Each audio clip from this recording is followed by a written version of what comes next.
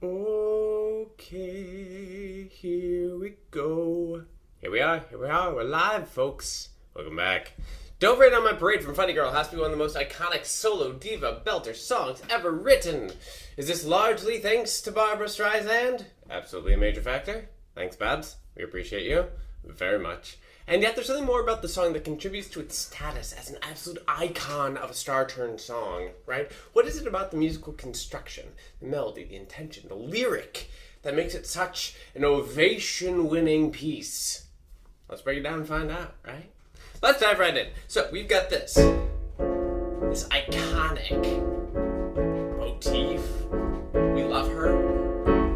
I just want to talk about that for a hot second. Two major things about this. We have this climb, chromatic climb, right? And it's gonna come back over and over again throughout the piece. But that whole, like, we're going somewhere, but we never quite make it there. It's interesting to our ears. We love it. The next thing I want to mention is this rhythm. Ba, ba, ba, ba, ba. Right, 1 2 3 1 2 3 1 2 1 2 3 1 2 3 1 2. That idea, which is all over musical theater, it's everywhere. It's got this forward momentum to it, right? It's this idea of we're going somewhere, but that last one gets clipped a little bit, so we have to go straight into the next measure, right? Keeps that momentum going forward. This is an exciting motif, is my point. Okay, let's do the first section. We have don't tell me not to live, just sit and putter. Life's candy and the sun's a ball of butter. Don't bring around a cloud to rain on my parade. Don't tell me not to fly, I've simply got to. If someone takes a spill, it's me and not you. Who told you you're allowed to rain on my parade? Oh, no, we won't go on yet. Not yet. I know I teased you, my apologies, friend.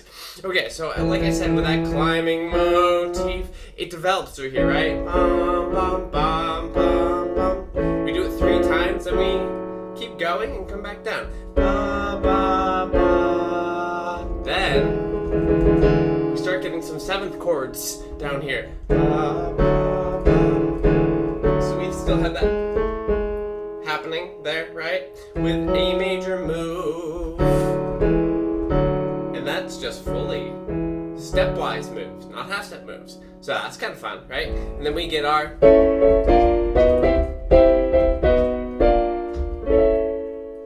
full major chords going up in half steps and coming right back down. Like I said, that chromatic thing. It's got this, ooh, we're going somewhere, we're just not quite there yet, right? It's interesting, it's fun.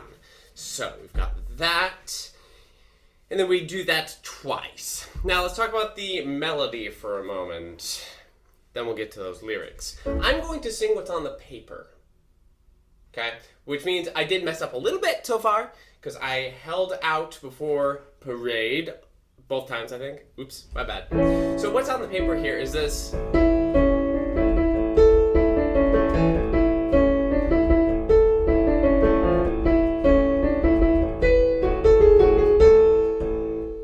And that happens 2 times, exactly like that, okay? So we've got this syncopation, which is helping build the excitement, right? Ba, ba, ba, ba, ba, ba, ba, ba, ba, ba, ba.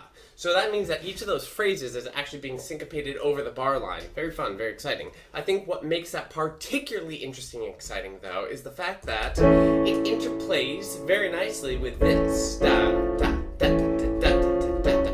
They're not doing the same thing at the same time always, which means we have this nice little rhythmic, what do I want to say?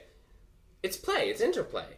I mean, they're kind of playing off each other and with each other at the same time. It's very interesting on the ear and adds to the, not only the momentum, but the mystique of what kind of person would be belting such a song, right? We have, don't tell me not to live, just sit and putter. Life's candy and the sun's a ball of butter. Don't bring around a cloud to rain on my parade. That's a lot of fun, right? Okay, so far, in terms of other parts of the melody, let's talk about the range for a moment. So I'm singing it as written, which is don't tell me not to live, just sit and putter. that gets pretty low for a lot of people. And it's not how we iconically think of this song, right? There are two versions we actually think of for that last note. Either da da da da da ba ba ba ba ba ba, where it stays, or gets pulled back up. Thanks, Babs. Da da da da da da da da da da da. Da, da, da, da, da, da, da, da, da, da. Especially with that second section, that second set of lyrics, that's where I think my ear goes to mostly when I think about this song. Also, if you notice, as written, the downbeat is a rest in this song.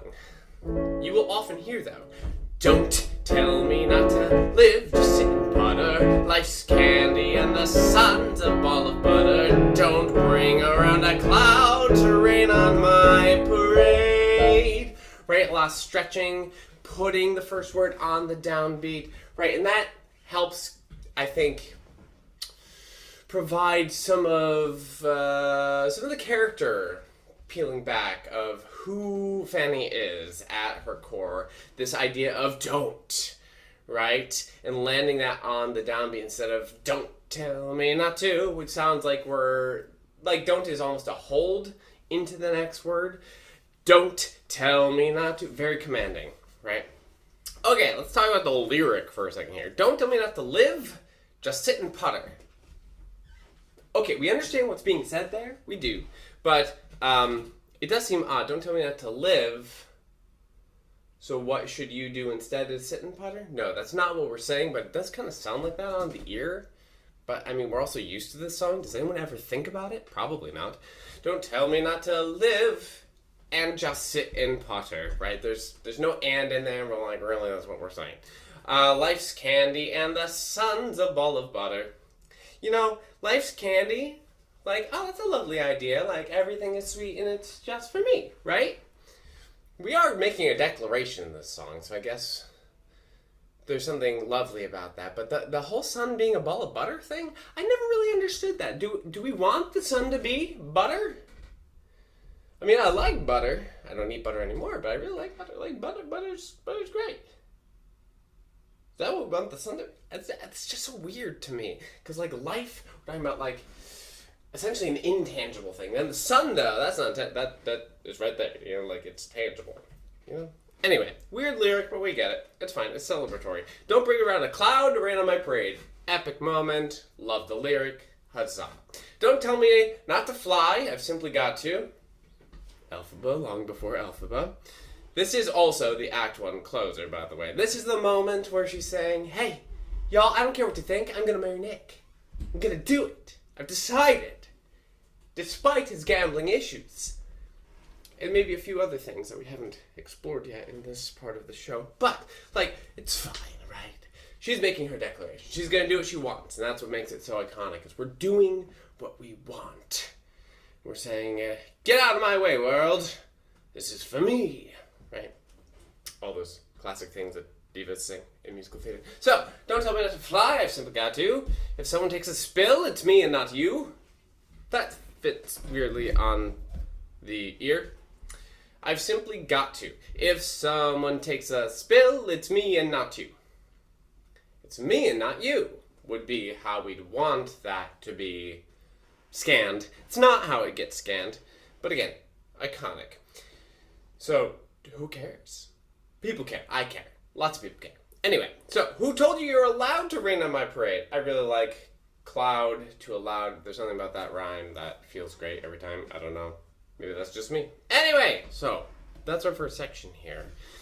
Then we're going to move into our B. But hi, hello. I didn't introduce myself. I'm Michael Ratty, aka Musical Theater Writer Guy. I love musical theater. I talk about musical theater from a writing perspective, a storytelling perspective.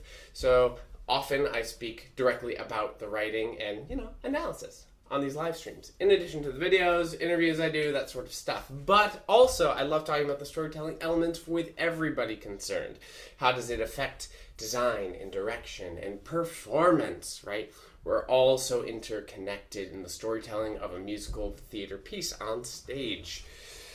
So, we've been doing these live streams analyzing songs, and yeah, I'll probably do a few more of these before maybe pivoting a little bit or taking a small break, but I live stream every other week. Just so you know, if you are with me live, you can ask questions or comment throughout our time together. I usually open up for an Ask Me Anything at the end, just in case people have questions, and if not, totally cool. If you're watching on the replay, also, please feel free to comment, ask questions throughout the video as well as at the end. But let's keep going here. Let's go into our B section, our iconic I'll March My Band Out. So we have Who Told You You're Allowed to Rain on My Parade? I'll march my band out, I'll beat my drum, and if I'm fanned out, your turn at bat, sir. At least I didn't fake it, hat, sir. I guess I didn't make it. I swung that, I shouldn't have swung that. Later one that gets a little shufflier gets swung, right? Your turn at bat, sir. At least I didn't fake it, hat, sir. I guess I didn't make it. But whether I'm the rose of sheer perfection or just freckle on the nose of life's complexion, the cinder or the shiny apple of its eye. Actually, I'm going to pause right there before we move on. Okay. So the B section, because this happens twice and we love her. I'll march my band out, I'll beat my drum, and if I'm fanned out. Fun melody. Catchy, love it on the ear. We all know also what Barbara does, which is not this, especially that second time around. But I'm just, again, off the paper. Your turn at bat, sir. At least I didn't fake it, hat, sir. I guess I didn't make it. Okay, getting a little weird with the chromatics and also with pulling us out of the key center a little bit. Hey, Steamship. Hello. We have some interesting harmonics here, right? So, I'll march my band out. This is just a nice little walking bass line, walking downward, where we've got that D major feel. I'll beat my drum.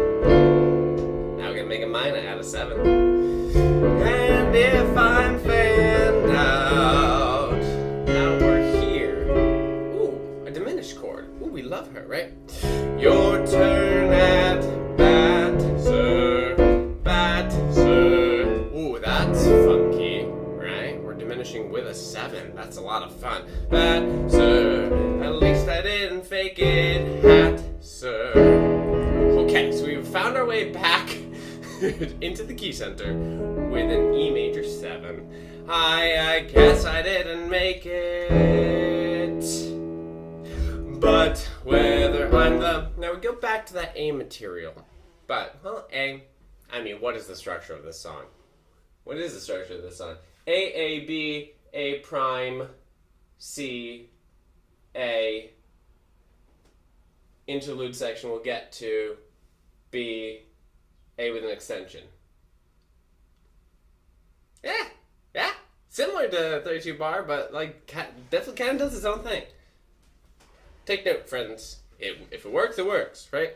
So, okay, we're back to our A-ish material. Now, changes here. No longer are we pounding octaves down below. We got bum, bum. Is it a big change? No. But it makes a difference on the ear. That dropping, right? That's what we're doing in the right hand now. Remember this?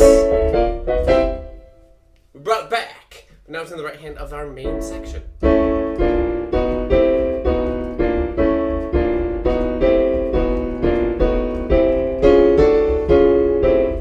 That feels like we're going somewhere.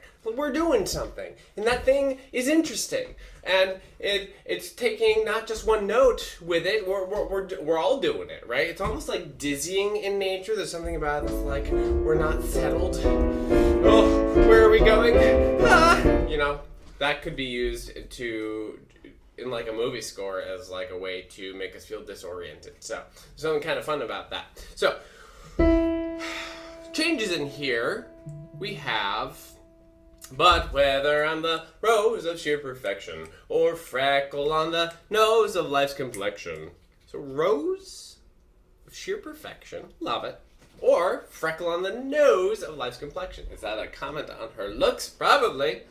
The cinder, or the shiny apple of its eye. Interesting. Cinder and shiny apple of its eye. Those aren't really opposites to me, but like, whatever.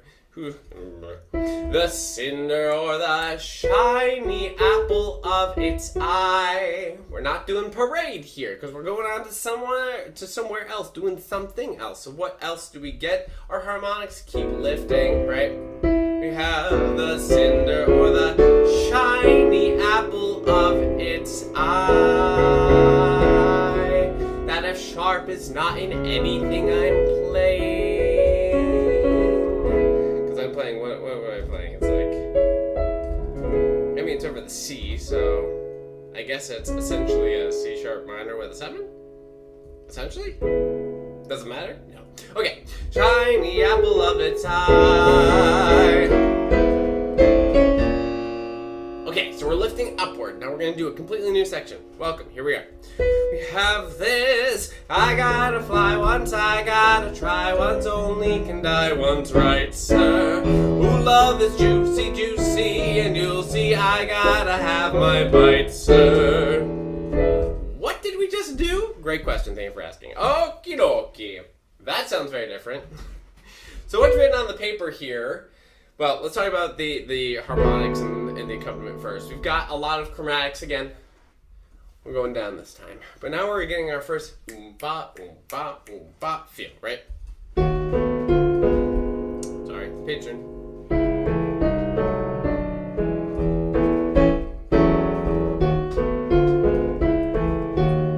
Then we go back up, some interesting harmonic movement.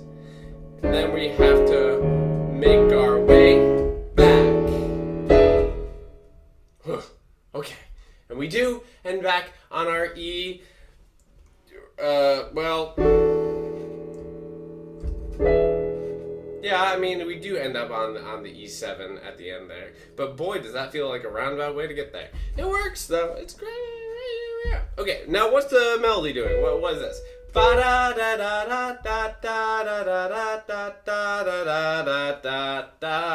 Feels good, right? Kind of fun. Carries that syncopation over the bar line again, but like with that little rest in the middle. Sometimes in the middle of a word. We'll get there in a moment. Ba ba ba. All right. Da da da da da da da da da da da da da da da. Whenever I've coached this song, people have always given me that look of like, that's what that is? Yeah, that's what that is. It's weird. Interesting, right? So we're sharpening an E, because why not? And the D gets sharped, bite, and then we flatten the D again. Because now we have to be on that E major 7 to get back to our A arrival point. Whew. Good work, Julie Stein. Weird, but okay, here we go. Okay, I gotta fly once, I gotta try once, only can die once, right, sir? So we're chopping the word only in half. I gotta fly, so we're back to fly once, try once, die once. Okay, old school YOLO, right? Ooh, love is juicy, juicy, and you see I gotta have my bite, sir. That one is weirder, right? If you sing it in the rhythm as written, which many people do not on purpose. Ooh, love is juicy, but it's juicy Jew. Do, do, do. And then we're chopping the second juicy in half, right? Ooh, love is juicy, juicy, and you see I. Yeah. First half of that section definitely works a lot better for me and my ear. When Barbara's singing it, do we care? It's a great question. Alright, so, what does that all sound like together again? Just for our ears. Yep. I gotta try once, I gotta fly once, only can die once, right, sir? Ooh, love is juicy, juicy, and you see I gotta have my bite. Oops, sorry. Bite, sir. why not? Gets us back around to the A material, and then we're going to wrap it up, but we're not done. The song's not over, right? But we have Get Ready For Me, Love, cause I'm a comer. I simply gotta march, cause I'm a drummer.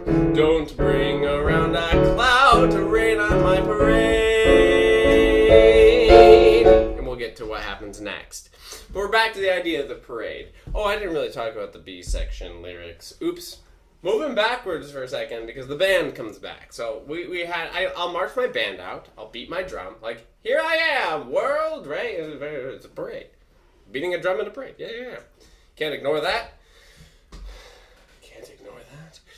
And if I'm fanned out, what exactly does that mean? Is that the parade being fanned out? Does that mean she's getting scattered? Who's to say? Your turn at bat, sir. Okay. We've left the band metaphor behind. We're going at bat. Okay, your turn at bat, sir. At least I didn't fake it.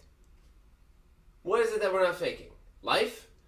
Faking that she doesn't love Nick?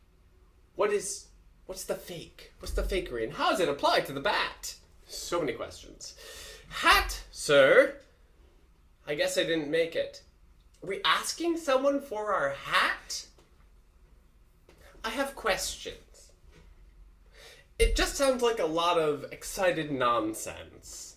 Am I mad about it? A little bit. Do I really care that much? No. But like, this is also one of those shows where it's about the music for me in this show. It's not really about the book. Just to put it bluntly. So, we come back around to the parade and band idea here. So, get ready for me, love, because I'm a comer. Although we also know that it's not comer, it's come right? Drummer. Thanks, Babs. Get ready for me, love, because I'm a comer. I guess that's an up-and-comer. We're just shortening it to comer. Okay. I simply gotta march, because I'm a drummer. Right, so we already said that we're beating our drum, so if you're beating a drum, you gotta march, I guess is that logic, right? Don't bring around a cloud to rain on my parade.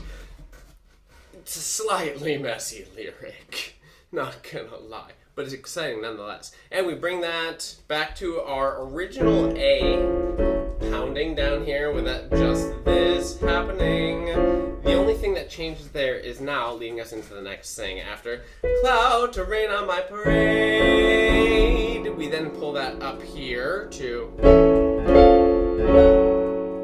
because we're not done yet. We have more things to say, you know? It's great.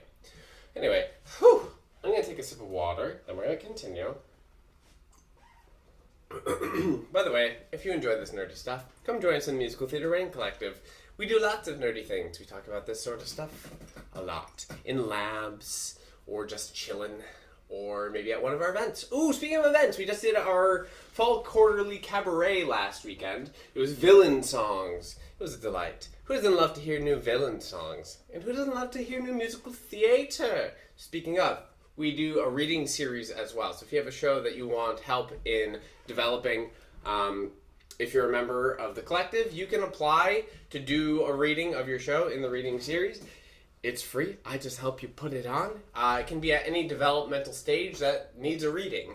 And we have had various levels of production to just like cold reads with no music. So I bring that up because our next reading series reading is not this Saturday, the Saturday after, November 4th, 2023. So if you're interested, please come join us in the collective. We're a lovely group. It's growing all the time, and everyone is just, they're great. It's a great group of people. I feel very lucky. So, hey, you're in our community. Come join us. I see a question in the chat here. Okay. Can we get away with writing nonsense lyrics in new Broadway musicals today? No, I don't think we can. That's a great question, but I think there's, I say that, and yet there are definitely some shows that have some nonsense lyrics that are still running on Broadway. One in particular is about to have its 20th anniversary, like in a hot second. So, Stephen Schwartz wrote a lot of nonsense lyrics in Wicked. But, purposely nonsensical, I think. I don't know. It bugs some people. It doesn't really bother me in that show as much. I think just because of the quirky world of Oz. I don't know. I'd rather nonsense lyrics than the bland stuff we get now. Whoo! Yeah, well, that's a biting comment. And you know what? At times, I don't disagree. But I'm not going to call any specific shows out for that one. Onward! Let's keep going with the song here. But thank you for these comments and questions, my friends. So we have this. We're going into I'm Gonna Live and Live Now. A nice little interlude section here. I'm gonna live and live now. Get what I want, I know how. One roll for the whole shebang. One bell throw, that bell will go clang. Eye on the target and wham. One shot, one gunshot, and bam. Hey, Mr. Arnstein, here I am. Woo-hoo-hoo. Can I hit all of those notes? I can. I've got Rachmaninoff size hands. My apologies to those who don't. Okay, let's talk about that section. That's kind of fun. We're keeping with this ba, da, da, da, da, da. But we're adding a little surprise. A little 1-2 bar. Yeah, that's the time signature 1/2. So we have 1 half note measured, right? And we're in cut time here. So I'm gonna live and live now. Get what I want, I know how. So 1 2 3 1 2 3 1 2 1 2 3 1 2 3 1 2 1 2 3 4 1 2 3 1 2 3. Yeah, it's fun. It's fun. Play around with time signatures, friends. If you haven't watched that video, go back and watch it. I love playing with time signature. I think it's one of the most fun things to do in musical theater, and a lot of composers apparently agree. So, what else do we have? We have a new bass line thing happening. Bum bum bum bum bum bum bum, and we're going to then move that up to bum bum bum bum bum bum bum. Then. Okay, just like 1s and 5s, yes, but we're doing something with it. It's no longer just octaves, not just bass. We're not just pedaling anymore, right? We're doing something different harmonically. We're doing a lot of things harmonically. The first chord we have here is an F with a major 7 on it, right? That's not in our key signature. It's fun though. Here, and then our other chord is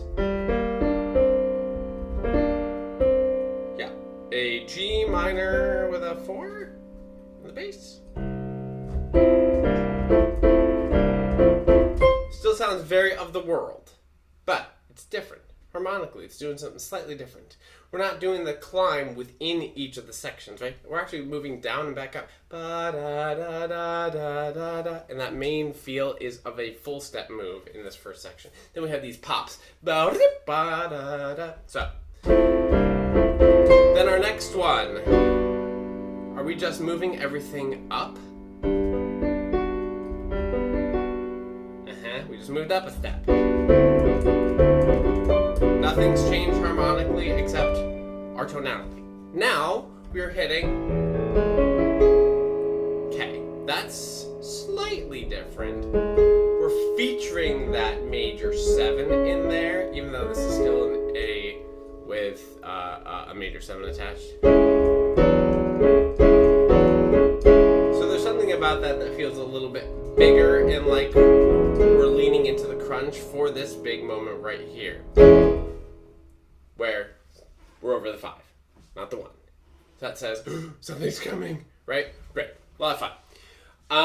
What are we doing melodically? We're just following what the piano's doing. For the first time, we are together. Now, lyrics. I'm gonna live and live now. Get what I want, I know how. That makes perfect sense with everything we've said so far. Great.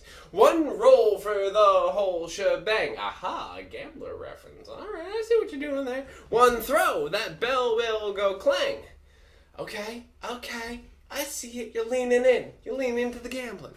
Eye on the target and wham. One shot, one gunshot, and bam. Okay, all right. We're going to take it to guns now.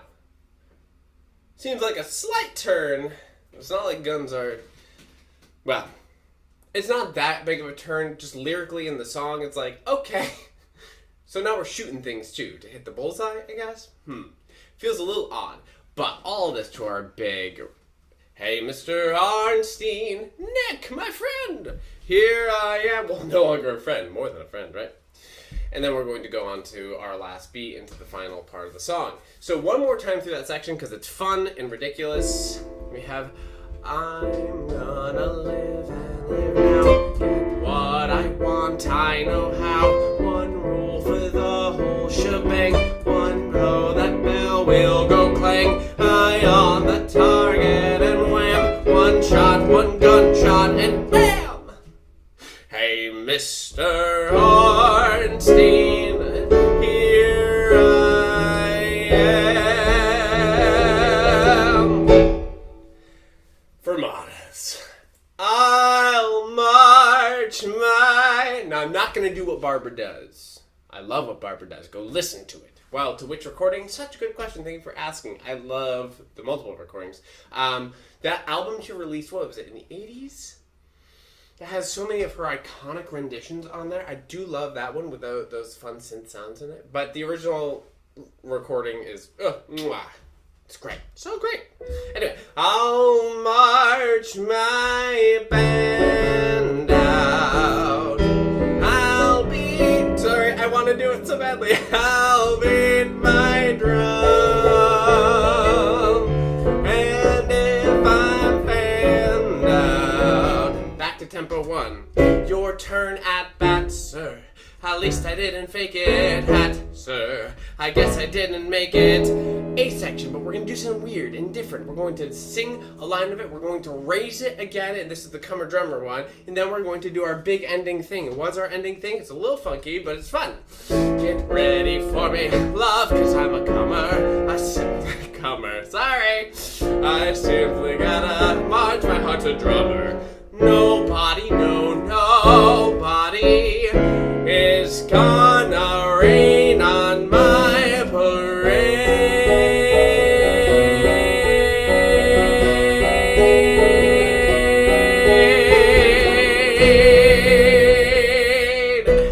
And Act 1.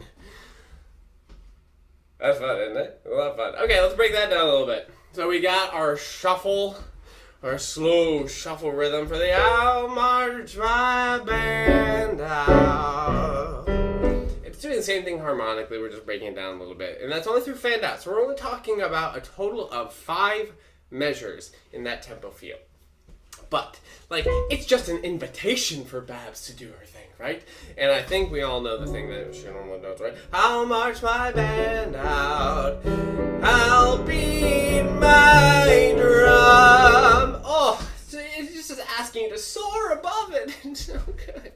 Then we get back to our bat, sir, hat, sir, weird stuff. Okay, get ready for me, love, cause I'm a comer. Again, after this much belting on A's and B's, do we really want to be dropping into the basement? No. No, which is why I didn't want to do it. But it is what's written. So, I'm a comer. Then we're going to pull this whole thing up. Half step, right? Because that feels better to pull up for comer and then move into the half step move. But, again, not what's written. I simply gotta march, my heart's a drummer. Okay. Then, we have a rest here, but it's not an eighth rest like it has been with all the syncopation happening. We're actually starting right on beat 2 with the first accompaniment hit. This rest. Nobody, no, nobody. And no one ever sings what's written on the page. I actually like what's written on the page for that. I think that there's something really delightfully funky about it that propels us forward in a different way than the rest of the song. Maybe I'm just a nerd. Say nothing. Don't you dare. Okay. I simply gotta march, my heart's a drummer. Nobody, no, nobody. We go into 4 for one moment here. Is gonna rain on my... And it does say to slow down just a tiny bit for that, but there is no pause before parade. However, you gotta breathe so you can hold the thing, right? So most people do breathe and then come in on parade slightly after the accompaniment has moved into our final section, which is again at tempo 1 with that ba ba ba ba ba ba ba ba ba ba ba ba that we're all so familiar with that fun little bass line. We do hold this forever. So nobody is gonna rain on my. Let's pretend that we do it together. How long is this? Parade.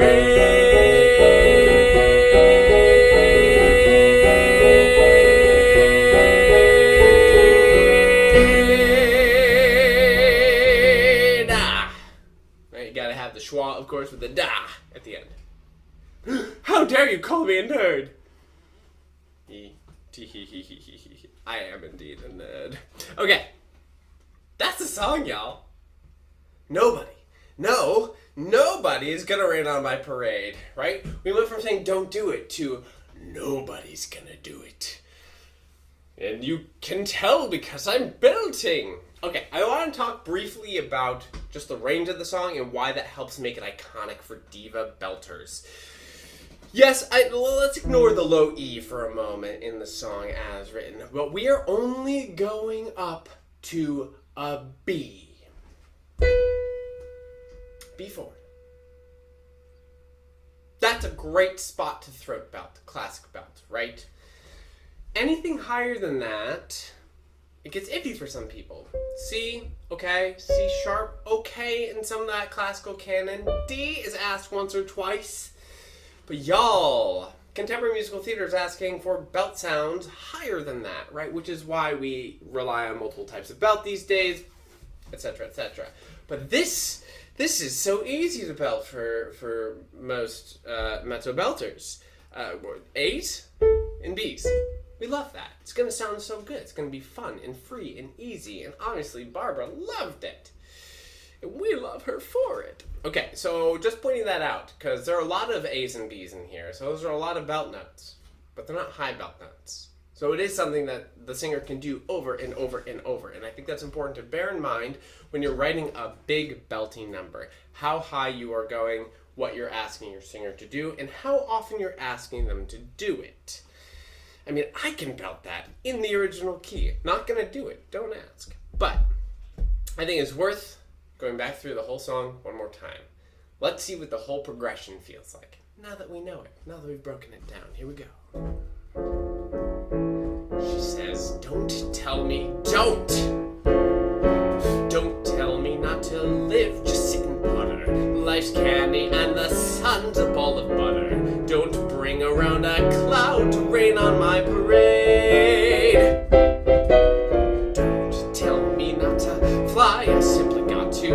If someone takes a spill, it's me and not you. Who told you you're allowed to rain on my parade? I'll march my band out, I'll beat my drum, and if I'm fanned out, your turn at bat, sir. Oops, sorry, patron. At least I didn't fake it, hat, sir. I guess I didn't make it, but whether I'm the rose of sheer perfection, or freckle on the nose of life's complexion, the cinder or the shiny apple of its eye, I gotta fly once, I gotta try once, only can die once, right, sir? Who loves juicy, juicy, and you see I gotta have my bite, sir. Get ready for me, love, cause I'm a comer. I simply gotta march, cause I'm a drummer. Don't bring around a cloud to rain on my parade. I'm gonna live and live now, get what I want, I know how. One roll for the whole shebang, one throw, that bell will go clang. Eye on the target and wham, one shot, one gunshot, and bam! Hey, Mr. Ornstein, here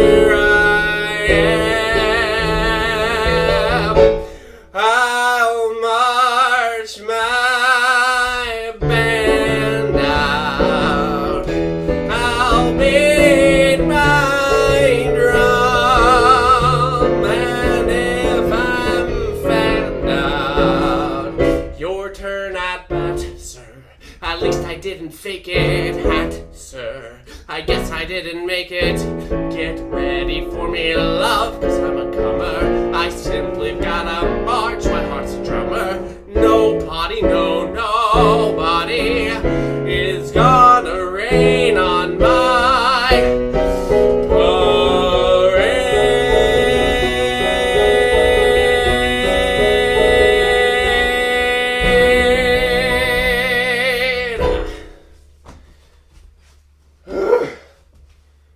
such a good number, right? But I feel, even just singing that through, like I slipped into doing some of those barbarisms because it just makes it easier to sing. Once you have the momentum, you don't want to be dropping down to looper. Once you hit your big belty moment pause, you want to be riffing a little bit. It's just fun. It's fun.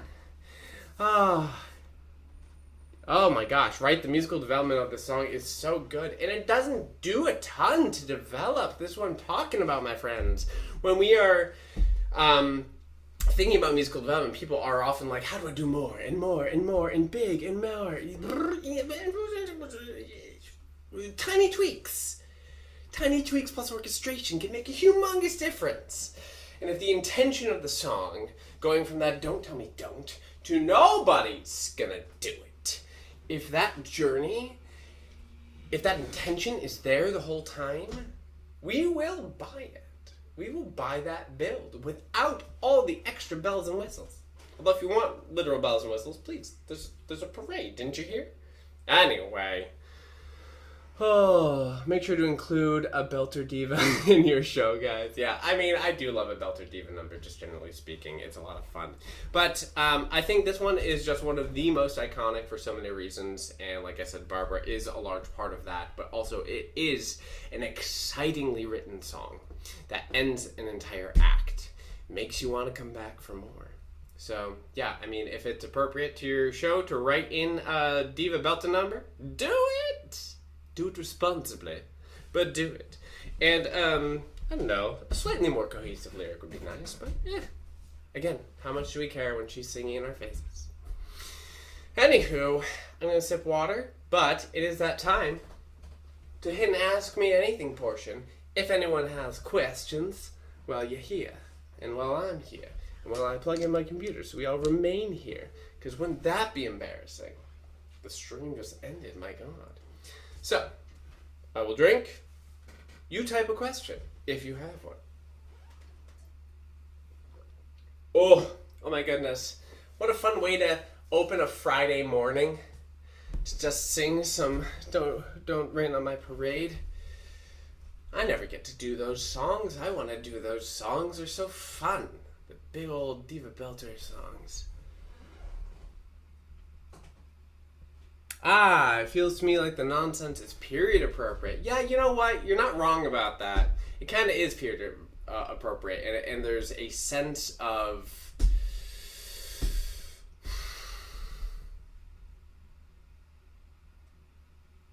like using cliche for fun is where a lot of that comes in, right? Your turn at bat, Hatzer, like those are phrases people would be familiar with. Yeah, I just don't know. I don't know if it's adding. That's all. I think that's where I get lost, where a nonsense lyric comes in is it adding to the character, to the plot, to the development, to the intention of the song, to the journey, right? If it's not adding, it's just kind of a placeholder. Please do an analysis for popular. Oh boy, you really want me to pull out my Kristen Chenoweth impression? I can do it. I'll do it. Don't make me. Don't make me sing. You know, that's not the first one, clearly, that I'd go to from Wicked, because we did do The Wizard and I. I think that was our first song analysis. And even so, like, again, my instinct is to go to the big belty Act 1 ender and do some Defying Gravity. Epic. But, hey, nothing wrong with Popular. Popular is a fun tune.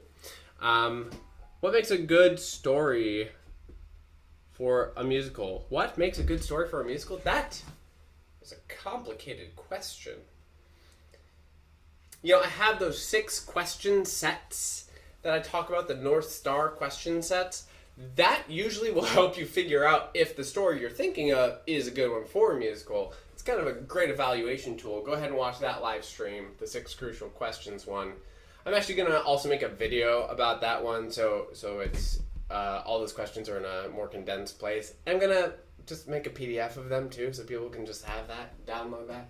So those are important. But if you're looking at stories in the world where you're like, is this going to make a good musical? Usually the rule of thumb to bear in mind, at least classically speaking, is the story as it exists right now, is it good? Is it done? Is it set? Is it perfect?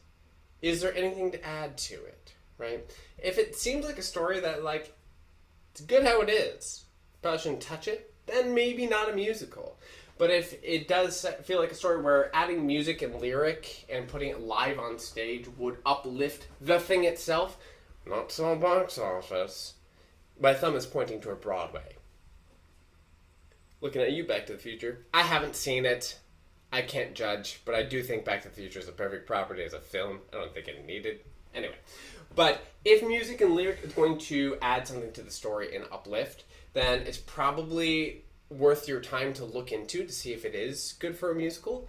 And then you have to answer the questions like, why does this world have music? Why do these characters sing?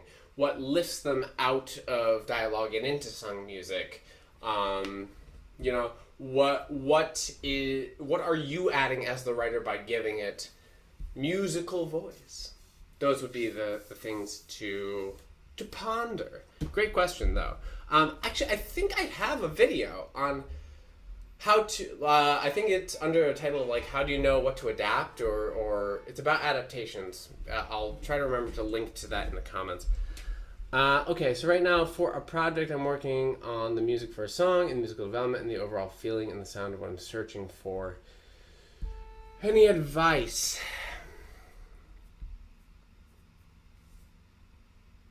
As far as feeling and sound, I would take a look at songs that have a similar feeling and sound, because if you're starting off on a project, sometimes it's hard to find what you're looking for just by playing around. And also, let's be real, we are limited by what we have available to us, right? We've got 10 fingers, most of us, or as many fingers as you have. And you if you have a keyboard, you know shapes, and you have go-to shapes that you will just play. Right, so that can be limiting. It's kind of like a smaller set of tools, despite the fact that we have everything in music available to us. Same thing with guitar. What you can play will limit you, right? So I often suggest to composers, and this was a piece of advice given to me by Rick Fryer in the BMI workshop, not just given to me, given to the whole class, about write your music at sheet music. Don't limit yourself by what you're able to play. And that helps me a lot. In fact, most of the time these days, I play around until I find a sound or a chord structure or a movement feel that I like, and then I'll go and actually compose at the software. But I would say look at things that are similar to what you want to be writing and figure out how they're similar. What is it that you like about them? So, like, looking at this piece, like, okay, that's in the realm. But I think what I really like is the way that this moves rhythmically. I like the 6/8 feel. That's nice, right? And over here in this one, it's not about the feeling. This one's in 4/4, so I don't know. Maybe it's it's the musical language. It's the chord structures that this is based off of. And this one over here is similar, but it's really just the melody. I like the lilt of the melody. You know, find things that are similar, analyze them, and steal. I don't mean like steal directly. Do not infringe copyright. But generally speaking, take in a borrowy sort of way from what works and piece your own thing together from there if you have a hard time creating your own musical world. As far as development goes, yeah, I teach a thing on this in the collective, in the flagship course. Development can be very, very intense, or it can be so freaking simple. Sometimes just changing your registration, right?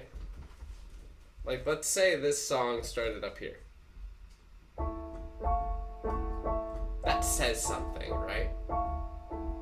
Potentially something a little off, right? There's something about that high registration that changes the way the song feels. But if we then later, for the second time, drop down to here, and then the last time drop down to here, right? Each of those feels different. I wouldn't suggest necessarily doing that, but play with your registration, play with how full your chords are.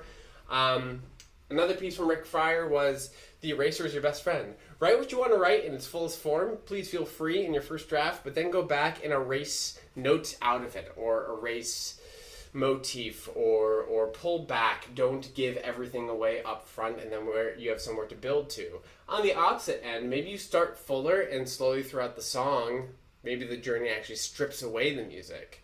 Or maybe everything starts in the center of the keyboard in terms of registration, and then slowly, contrapuntally built out. I don't know. There are lots of ways to develop. As long as things change, and they change for a reason, with intention, that's the key right there. That's how we're going to make it happen. Hopefully that's useful. What should ideally come first, music or lyrics? Ideally, there's no ideal. It really depends on the writers. I mean, I've written every which way. I've written lyric first, music first, both at the same time as a solo writer, both at the same time in a room with my collaborator. Like, there is no ideal. I would say whatever works best for you on that project, or you and your collaborator/collaborators on that project, that's the answer. I wish I could make that prescriptive for you, but I cannot. I, as a lyricist, love getting music first, and I'm a weirdo. I'm in the minority there. I like it because it's a puzzle. Someone gives me a melody. I have to find where the hook goes, unless we decide that ahead of time. And then I have to take what they've given me and turn it into good scansion with a rhyme scheme that's appropriate, that says all the things I want to say with very little real estate, because usually it is pretty small numbers of notes, right? A lot of lyricists don't like to be restrained like that, and they like to write their thing first and then hand it over to be musicalized. As a composer, I don't really have a preference. I like to do it both ways. Yeah, I don't know. Music or lyric first. My demo composers can't seem to agree. Some will ask me to write everything, and some composers will just go with what I write. Yeah, you know, everyone has their own preferences. I don't think you're going to find a standardized answer to that one. Not once, not never. But it's a good question. It's a very good question. I see we're nearing the hour, but we've still got 5, 6, 7 minutes. So if anyone has any other questions, please feel free to drop them on in. I'm very happy to answer, or to elaborate on something that we already talked about. Popular, huh? Yeah, I could do popular. You know about popular. I know about popular. With an assist from me to be who you'll be instead of dreary who you were, well, are. I wish there was a well in there. Where, because that way, lur, lar. Is there a well? Maybe there is. I don't know. Yeah, okay. We'll toss that into the list. Maybe I'll do that one soon. Alright, y'all. I don't see any more questions coming in. So thank you guys for being here for this. This was a lot of fun. I love this song. If you have more suggestions, in addition to popular, for songs you'd like me to break down, to analyze, for all of us to digest, or if you're just like, do more Diva numbers. I'm never mad about singing more Diva numbers. I will do that for you. You're welcome. Just let me know. You can leave comments. You can message me. Go to michaelryan.com. You can email me through there. All sorts of fun ways to contact me. Or on Instagram, MTWriterGuy. Reach out. Alright, y'all. I hope you had fun today. I know that I did. And I will see all of you, I hope, again soon. Alright. Cheers, everyone. Bye.